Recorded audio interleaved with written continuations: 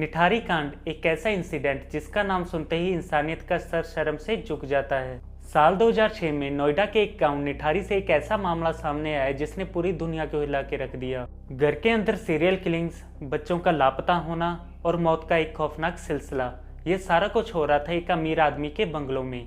ये केस सिर्फ एक क्राइम नहीं बल्कि सिस्टम के फेलियर की सबसे बड़ी एग्जाम्पल है। तो मैं हूं आपका होस्ट रमन। तो चलिए जानते हैं इस निठारी केस की पूरी सच्चाई। ये कहानी शुरू होती है नोएडा के सेक्टर 31 में पड़ते निठारी नाम के गांव से। और वहां से अचानक बहुत सारे बच्चे जिनकी उम्र 6 से लेकर 15 साल के बीच में थी वो गायब होने लगे। जितने भी बच्चे आज तक उस गांव से गायब हुए थे उनमें से सबसे बड़ी जिसकी उम्र थी लगभग 15 साल, उसका नाम था पायल। इन सभी के माँ बाप ने पुलिस में कंप्लेंट की पर पुलिस ने इस केस को ज्यादा सीरियसली नहीं लिया और FIR लिखने से मना कर दिया। बाकी गायब हुए बच्चों के पेरेंट्स तो पुलिस के आगे डर के मारे कुछ नहीं बोल पाए, पर पायल के पिता ने अपनी तरफ से एक वकील कर लिया। फिर इन लोगों ने सेशन कोर्ट में एक रेड डाली कि निठारी गांव के जो थानेदार हैं वो हमारी बेटी की मिसिंग रिपोर्ट नहीं लिख रहे। इसके बाद कोर्ट ने SHO को FIR लिखने का ऑर्डर दिया और इन्वेस्टिगेशन जल्द से जल्द स्टार्ट करने को कहा।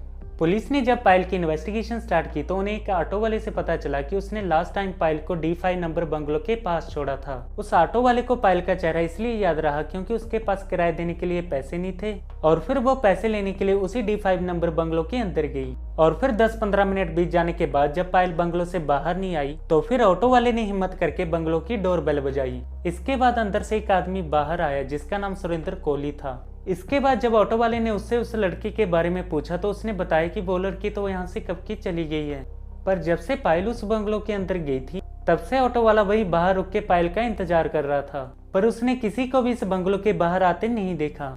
इसीलिए उसको सुरेंद्र कोहली की बात पर यकीन नहीं हुआ। वो ऑटो वाला किसी भी लफड़े में नहीं पड़ना चाहता था, इसीलिए वो अपना किराया लिए बिना ही वहां से चला गया। उस D5 नंबर बंगलो का जो मालिक था उसका नाम था मनिंदर सिंह पंडेर। इसके बाद पुलिस की इन्वेस्टिगेशन में एक और बात सामने आई कि जो बच्चे गायब हुए थे उन सभी की लास्ट लोकेशन इस बंगलो के आसपास थी। अब पुलिस को कहीं ना कहीं से ये लगने लगा था कि हो ना हो इन सभी मिसिंग हुए बच्चों का कनेक्शन इस बंगलो से जरूर है।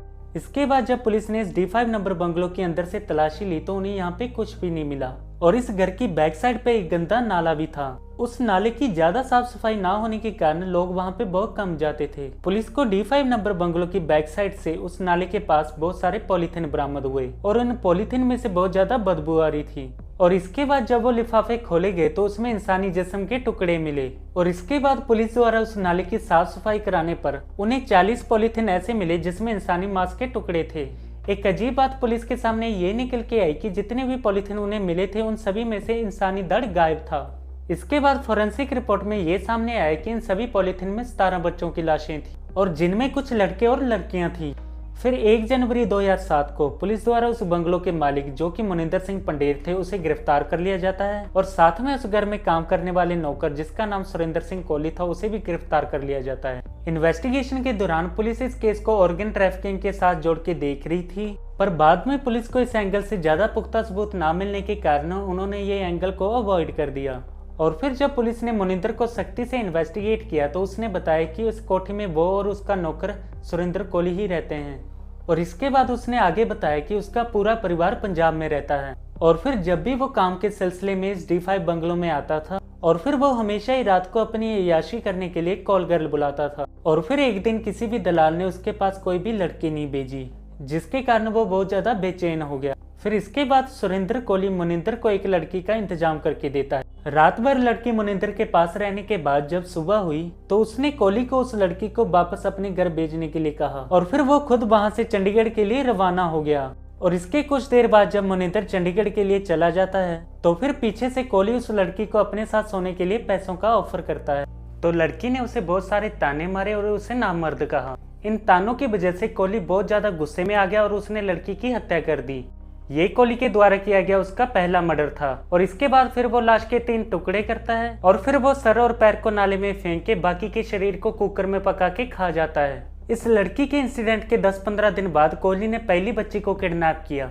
टॉफी देने के बहाने पहले तो उसे उसके घर में लेके आया और बाद में उसकी गला घोट कर हत्या कर दी।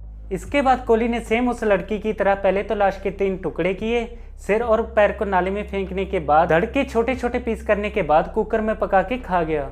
ऐसा उसने लगभग सभी बच्चों के साथ किया जिसको उसने किडनैप किया था। कोहली अपना जुर्म कबूल करने के बाद लगभग उसे 17 में से 12-13 केसेस में फांसी की सजा हो गई है और अभी कुछ केसेस में फैसला आना बाकी है। और मनिंदर सिंह जो कि एक हत्या में शामिल था वो जमानत के चलते अब बाहर है। तो ये थी निठारी केस की पूरी कहानी। ऐसी और कहानी जानने के लिए हमारे चैनल को सब्सक्राइब करें। तो मिलते हैं आपको नेक्स्ट वीडियो में।